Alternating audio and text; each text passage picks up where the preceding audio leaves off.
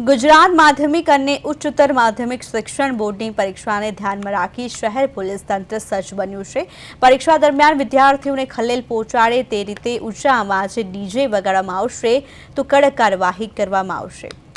એવી પણ ચેતવણી આપવામાં આવી છે। શહેરના ઝોન 3 વિસ્તારમાં ડીસીપી ઝોન 3 શ્રી રૂપલ સોલંકી સાહેબની સૂચનાના આધારે ઝોન 3 વિસ્તારના તમામ ડીજે સંચાલકોને એક મીટિંગ લેવામાં આવી હતી। જે મીટિંગનો મુખ્ય ઉદ્દેશ્ય હતો કે આગામી જે બોર્ડની પરીક્ષા 10મા અને 12મા ધોરણની આવી રહી છે તેમાં વિદ્યાર્થીઓને ખાસ કરીને રાત્રિના સમયે જ્યારે તેઓ પરીક્ષાની તૈયારી કરતા હોય ત્યારે ડીજેના જે ઊંચા અવાજના કારણે એ લોકોને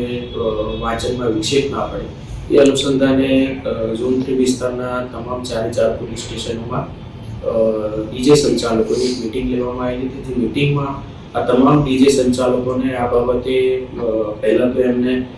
અવેર કરવામાં આવેલા હતા કે તમારા જે આ ડીજેના લાઉડ મ્યુઝિકના કારણે